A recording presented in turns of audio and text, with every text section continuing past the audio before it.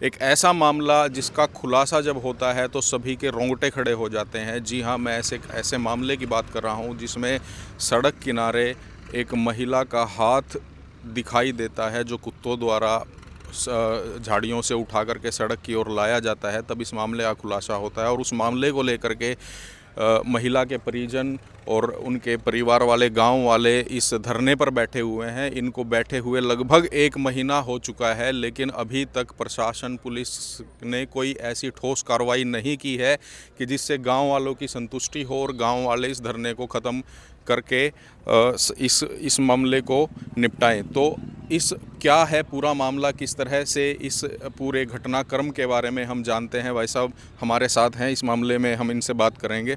जी sir, एक बार मैं आपका नाम जानना चाहता हूँ। जी, मेरा नाम संदीप भारती है। संदीप जी, किस तरह से ये क्या मामला है पूरा बताइए, किस तरह से ये शुरुआत हुई थी मामले? देखिए, आज के दिन समाज में जो वोट की राजनीति के लिए जहर की परंपरा चल रही है, ये उसी का परिणाम है। आपस में इतना जहर बढ़ा दिया गया है कि आसपास के कुछ भाइयों को भीतर में इतना जहर हो गया कि हम आदमी को मार के, जान लेके हम दहशत फैलाने का काम करें।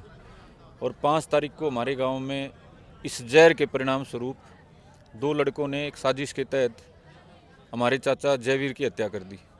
और बड़े कातिलाना अंदाज था उनका, बड़ा वहशी तरीका था, दरिंदे का तरीका था। उसको हमारे चाचा को 60 से ज़्यादा सूए के वार करके मारा गया।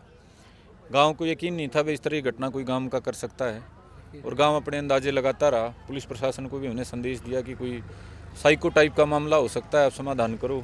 उसमें जो क्ल्यूज़ थे सीसीटीवी कैमरा रिकॉर्डिंग के छोटे मोटे, वो भी हमने पुलिस को दिए, लेकिन कोई कार्रवाई हुई नहीं। तो जिन्होंने हत्या करी थी पहले, उनके हौसले और बढ़ गए।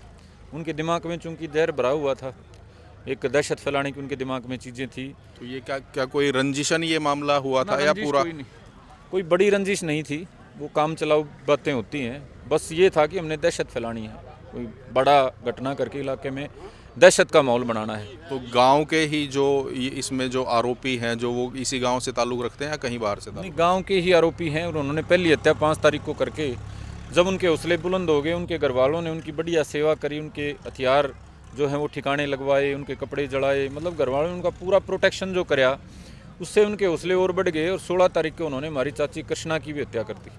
बिल्कुल आम घरनी थी, कोई दुश्मनी, कोई लेना नहीं, कोई देना नहीं। उनके घर शादी भी थी 4 तारीख को, लेकिन उन्होंने जो हत्यारे थे, उनके दिमाग में इतना खून सवार था, उन्होंने 16 तारीख को दूसरी हत्या भी कर दी। और वो दूसरी हत्या को करने के बाद बड़े, एक आप सोच भी नहीं सकते कि हत्या कर दी उन्होंने 3 सवा 3 बजे, और हत्या करके वो डंप कर दी बॉडी कहीं गड्ढे में। तो बॉडी डंप करके रात को 8 बजे के लगभग उनके दिमाग में आया कि ऐसे तो नहीं काम चलेगा। वो दोबारा अपना काटने वाला हथियार लेके गए और बॉडी के टुकड़े टुकड़े करके वहाँ कुत्तों को ले गए, रोटी का लालच दे के कुत्तों को बॉडी पे लगाया, मांस कुत्तों ने खाया कुछ, और हाथ था वो दूर कहीं डंप कर दिया। तो बड़े कसाई वाले तरीके से, मतलब उन जो 2 लड़के थे, उनका परिवार था, उन्होंने ये हत्याएँ करी। उसके बाद गांव पूरा इकट्ठा हुआ। गांव में ये हुआ कि भाई ऐसे तो सिलसिला बहुत आगे तक चलता रहेगा। गांव ने पुलिस प्रशासन से गुहार लगाई, लेकिन उसके बाद भी 6 दिन तक कोई सार्थक कार्रवाई नहीं हुई। बात पे बात पुलिस की चलती रही, गांव अपने अनुमान लगाता रहा। गांव को अंदाज़ा नहीं था कि गांव के ही ऐसे हो सकते हैं। इतना बड़ा एक वहशी जो हादसा हुआ है, जो उन्होंने वहशीपन जो डेड बॉडी के साथ किया है, उसके बावजूद भी पुलिस प्रशासन किसी तरह से कोई एक्टिव नहीं हुआ, किसी की कोई गिरफ्तारी नहीं हुई, या फिर या उनके खिलाफ कोई सबूत इकट्ठा नहीं कर पाई है पुलिस? क्या गिरफ्तारी हुई दूसरी घटना के 6 दिन के बाद। पहली घटना के बाद तो कोई गिरफ्तारी नहीं हुई, दूसरी हत्या होगी। दूसरी हत्या के 6 दिन के बाद गिरफ्तारियां हुई, और गिरफ्तारी भी पूरा गांव जब इकट्ठा हो गया, जब ये हो गया कि अब तो करनी ही पड़ेगी, तो 2 लड़कों की गिरफ्तारी करके पुलिस ने कहा भी बस यही तक थी बात। तो हमने जो गांव ने अपने स्तर पे जानकारी ली, अपने स्तर पे जितनी भी चीज़ें जुड़ती हैं उसको जोड़ के देखा कि भी ये 2 नहीं हो सकते, इसमें और लोग भी शामिल हैं। और जो जो गांव में, क्योंकि गांव को तो सब पता होता है, आदमी आसपास में जो ह्यूमन इंटेलिजेंस है गांव का, वो तो पुलिस से भी ज़्यादा है। हमने पुलिस को क्लूज़ दिए कि 2 अकेले नहीं हैं, इनके साथ 2-4 और लड़के भी हैं जो साथ बैठा उठा करते, एक सलाह में रहते थे। इनके परिवार के भी कुछ आदमी हैं, कुछ और आदमी भी हैं जिन्होंने इनको शय दी, मास्टरमाइंड कह लो आप घटना के। एक 18 साल का, 17 साल का लड़का इतना शातिर नहीं हो सकता कि वो हत्या करके, दोहरी हत्या होने के बाद वो हॉस्पिटल में जाके एडमिट हो जाए। लेकिन उस लड़के ने ऐसा करा, तो अपने स्तर का समझ तो उसकी हो नहीं सकती। पुलिस की गिरफ्तारी जब होली, उसके बयान उसने बार बार बदले, उसने समाज को गुमराह करने का उसने परिवार ने और उसने प्रयास करा। तो हमारा ये कहना था कि भी इसके पीछे जो लोग हैं उनको भी काबू किया जाना चाहिए, ताकि इलाके में आगे ऐसी वारदात ना हो, इस तरह की जगह न अपराध ना हो।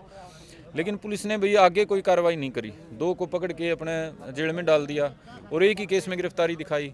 बार बार हमने अब ये दोबारा धरना रखा तो दूसरे केस में भी जांच खोली, उनको पकड़ा, लेकिन जो षड्यंत्रकर्ता हैं इस मामले के और जो इसके पीछे शामिल जो लोग हैं उनको गिरफ्तार अब तक नहीं कराया गया, उनके ऊपर जो धाराएं बनती थी वो नहीं लगाई गई।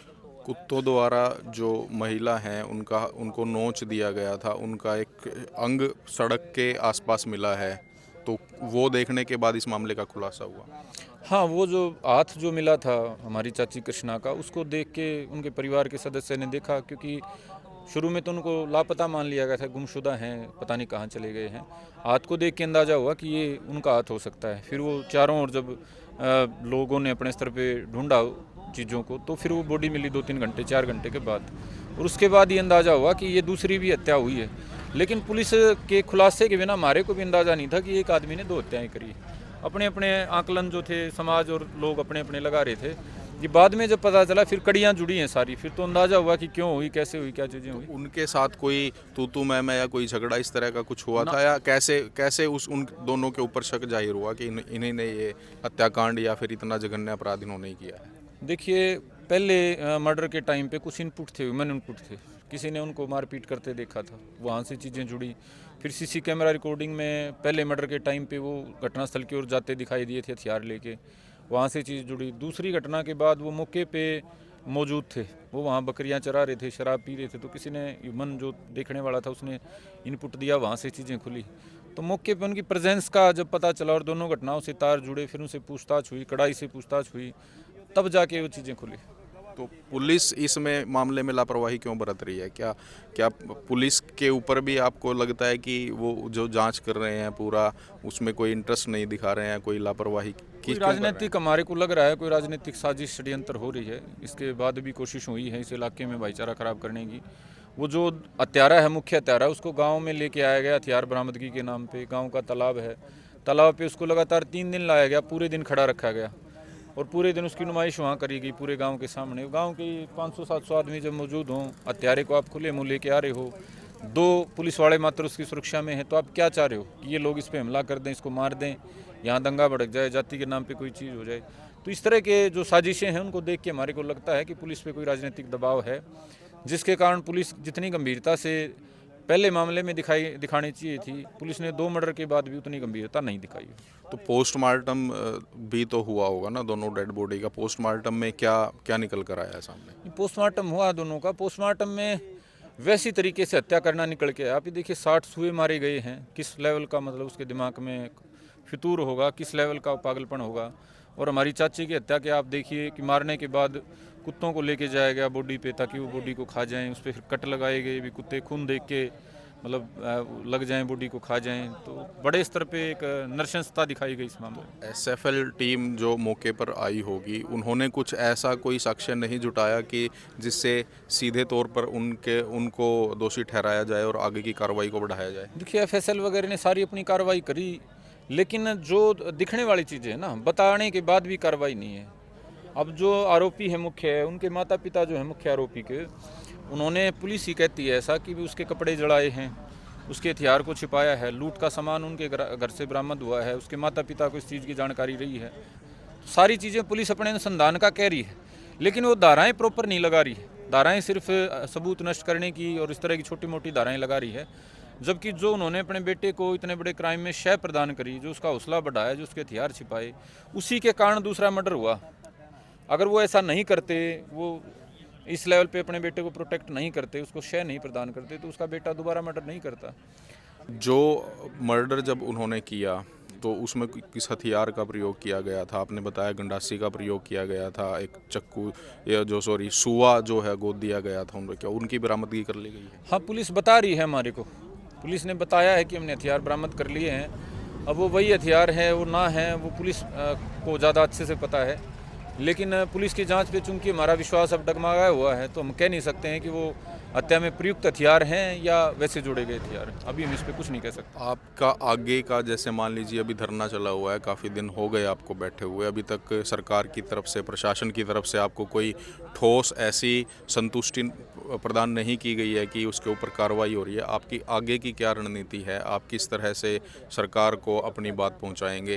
देखिए 16 नवंबर से हमने धरना शुरू कराया था और पुलिस प्रशासन के आश्वासन के बाद 6 दिन बाद हमने एक बार स्थगित कर दिया था। अब दोबारा ये शुरू किया है, इसको 16 दिन हो गए हैं और हमारी यही मांग है कि जो इस घटना के मास्टरमाइंड हैं, जो इस घटना के साजिशकर्ता हैं और जो इस पूरे गैंग में शामिल रहे हैं, इस इलाके में दहशत फैलाने की जो एक सोच थी, उस सोच के पीछे जितने लोग हैं, वो 6 लोग हैं, वो 10 लोग हैं, 20 लोग हैं, 5 लोगों के नाम तो हमने पुलिस को बार बार दिए हैं, लेकिन उसके बाद भी पुलिस ने कोई कार्रवाई नहीं करी है। मजबूरी में हम धरने पे बैठे हैं और 18 तारीख को हमने बड़ी यहाँ महापंचायत की थी, पूरे हरियाणा से यहाँ जो सभ्य समाज के नुमाइंदे वो पहुँचे थे, सरदारी पहुँची थी। उसके बाद हमारे को उम्मीद थी कि पुलिस कार्रवाई करेगी, लेकिन फिर भी कार्रवाई के नाम पे अब तक लिपापोती, सबूत मांगने का, लेने का खेल चल रहा है। तो ये जो पुलिस का प्रयास है और जो प्रयास है ये राजनीतिक की इस बात को ऐसे ही दबा दिया जाए तो वो सफल नहीं होगा। ये सभ्य समाज है, ये बड़ा पुराना सरस्वती कालीन ये इलाका है, तो हम न्याय लेने तक डटे रहेंगे। और अब तक तो हमारी सरकार से उम्मीदें बची हुई हैं।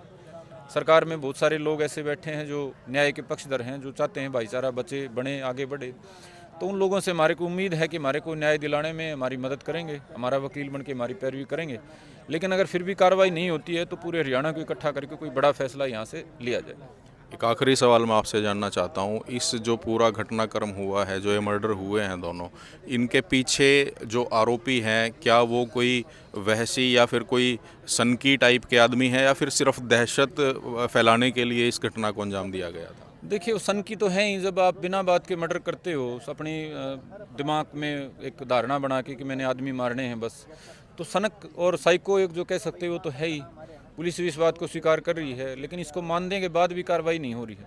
हमारे को तो बिल्कुल सर्टेन है कि वो मानसिक तौर पे बड़े खूंखार, सनकी और पागल टाइप के लोग हैं, हत्यारे हैं, लेकिन उस लेवल का पुलिस की तरफ से कदम नहीं उठाया जा रहा है। और ये आगे जाके अगर ऐसा चलता रहा और वो सख्त कार्रवाई नहीं हुई तो इलाके के शांति को और पीस को मतलब और इस इलाके का जो अमन चैन है उसको भी ये चीज़ डिस्टर्ब करने का, ख़राब करने का काम करेगी। तो हमने पूरे घटनाक्रम को शुरू से लेकर के आखिर तक जाना है। ये पूरा का पूरा जो वहशी जो घटनाक्रम था, हत्यारों से अंजाम दिया गया था, हत्यारों द्वारा इस घटनाक्रम को अंजाम दिया गया था, जिसके खिलाफ कोई कार्रवाई ना होने के चलते ये पूरा धरना यहाँ पर काफ़ी दिन से, 1 महीने से भी ऊपर हो चुका है, धरना यहाँ पर दिया जा रहा है। लोग हर रोज़ आते हैं, यहाँ पर बैठते हैं और अपना रोष प्रकट करते हैं। तो सरकार इस मामले में आगे क्या कार्रवाई करेगी, किस तरह से इस धरने को ख़त्म करवाएगी? एक बार मैं मांगें भी दिखाना चाहता हूँ कि जो ये धरना जो लगाया गया है, इसमें मांगें क्या क्या हैं। सामने बैनर लगा हुआ है, इन्होंने अपनी मांगें लिख करके बैनर में दर्शाई हैं।